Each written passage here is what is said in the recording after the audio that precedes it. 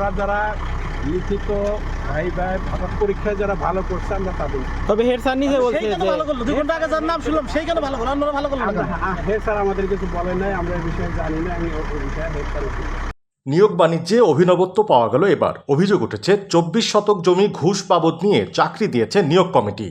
সিরাজগঞ্জের কামারখন্দ উপজেলায় গত শুক্রবার উপজেলার নন্দিনা মধু উচ্চ বিদ্যালয় অফিস সহায়ক এবং আয়া পদের জন্য নিয়োগ বাণিজ্য হয় বলে অভিযোগ পাওয়া গিয়েছে। এতে অত্র বিদ্যালয়ের প্রধান শিক্ষক মোহাম্মদ আনোয়ার হোসেন নিজ চতুরতায় ম্যানেজিং কমিটিকে বোকা বানিয়ে অভিনব এই নিয়োগ বাণিজ্যটি সম্পন্ন করেন বলে জানা যায়। নিয়োগ পরীক্ষার ফলাফল যাচাই করে দেখা যায় অফিস সহায়ক পদে মোহাম্মদ ইউসুফ আলী ও আয়া পদে মোসাম্মদ আকলিমা খাতুন নির্বাচিত হয়েছেন। যদিও পরীক্ষা শুরু হওয়ার আগে থেকেই লোকমুখে চাউর ছিল দুজন নির্বাচিতই হবেন।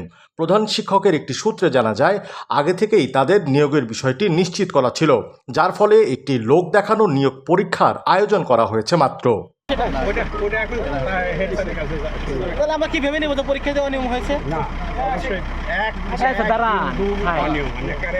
100 ভাগ আর গ্যারান্টিতে বলবো যে 100 ভাগ আমরা পরীক্ষা। সেই পরীক্ষার দিকে আমরা নাম 2 ঘন্টা আগে কিভাবে আমরা জানলাম? এখন আপনারা জানছেন কিনা? আপনার আগে থেকে প্রকাশিত যে এখানে হচ্ছে, এটা কিভাবে হলো? আগে জানছেন গ্যারান্টি কি আছে? এ বিষয়ে বিদ্যালয়ের শিক্ষক মোহাম্মদ আনোয়ার হোসেন সরাসরি সাংবাদিকদের বলেন, এ নিয়োগ পরীক্ষার জন্য ইতিপূর্বে মিটিং করা হয়েছে। যারা নিয়োগ পাবে তাদেরকে বিদ্যালয়ের পাশের 24 শতক জমি সম্পত্তি কিনে দিতে হবে অথবা সমপরিমাণ টাকা দিতে হবে। এটা মৌখিকভাবে চুক্তিবদ্ধই ছিল। বিষয়টি নিয়ে সহকারী কমিশনার ভূমি ইশরাত জাহানকে জিজ্ঞাসাবাদ করলে তিনি সাংবাদিকদের এড়িয়ে বলেন, আমি নিয়োগ কমিটির একজন সদস্য মাত্র, এই বিষয়ে আমি কোনো কিছুই বলতে পারবো না।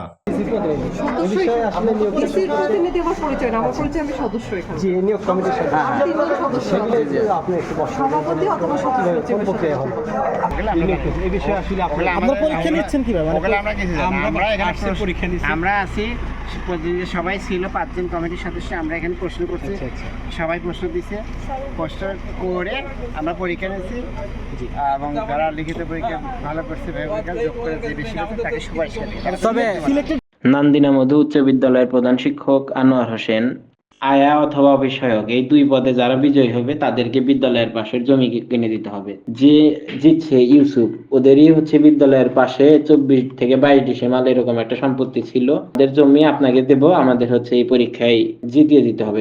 অতঃপর শিক্ষা অধিদপ্তর ডিজির জনৈক প্রতিনিধি ও উপজেলা শিক্ষা অফিসার মোহাম্মদ সাকমান আলীকে নিয়ে সহকারী কমিশনার ভূমি গাড়িতে করে দ্রুত ঘটনাস্থল চলে যান। ডেস্ক রিপোর্ট, বার্তা বাজার।